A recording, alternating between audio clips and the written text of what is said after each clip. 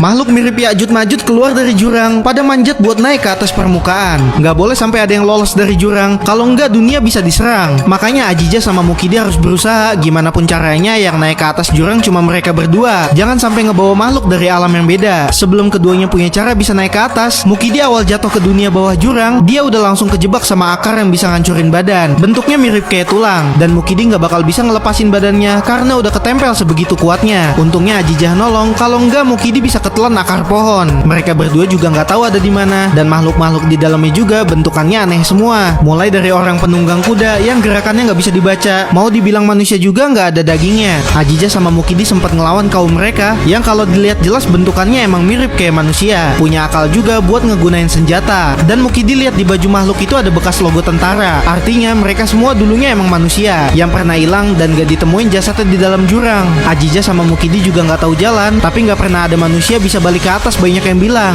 Bahkan di dalam jurang ada kota yang mungkin udah terbengkalai ratusan tahun lamanya bekas perang dunia. Mukidi sama Aziza sempat mutusin buat ngumpet di dalam gereja yang mereka kira awalnya bakal aman. Dicek juga nggak ada apa-apaan, tapi sebenarnya mereka ada di dalam sarang. Gereja bukan lagi tempat ibadah manusia, tapi jadi kandang laba-laba yang punya tengkorak kepala manusia. Jadi semua makhluk yang di dunia itu udah berevolusi wujudnya. Manusia jadi kecampur tanaman dan juga bisa ngegabung sama hewan. Aziza sampai ngebolongin tembok gereja buat jalan keluar mereka. Udah syukur bisa selamat, tapi kakinya Aziza malah keikat. Dia kena jebakan sama makhluk penunggang kuda yang mau ngebawa Aziza ke kandangnya. Karena kepalanya Aziza kena benturan, dia jadinya pingsan. Bangun-bangun Azizanya udah siap mau dimakan. Jadi bagi makhluk penghuni bawah jurang, manusia itu makanan. Untungnya Aziza masih bisa ngelawan, dan dia juga dapat pertolongan dari Ayang. Keduanya nggak punya waktu banyak karena racun di bawah jurang bakal bikin napas jadi sesak. Malahan Mukidi sama Aziza juga diunjukin proses gimana makhluk itu pada diciptain. Awalnya mau mereka biarin, tapi gara-gara kakinya Mukidi keikat, jadinya sama Aziza dia ledakin. Karena kebetulan mobil mereka temuin, jadinya mau sekalian dimanfaatin. Mobil tua bukan berarti nggak punya tenaga. Sama Mukidi langsung dia sangkutin ke tali yang jadi satu-satunya jalan buat bisa ke permukaan. Mobilnya bisa kederek otomatis naik ke atas, tapi makhluk-makhluknya juga pada bisa bebas. Karena nggak ada cara lain, sama Mukidi talinya mau dia putusin, tapi pakai cara ngebocorin tangki bensin. Dengan cara itu Mukidi bisa bikin makhluk di bawahnya jadi pada nggak ngikutin.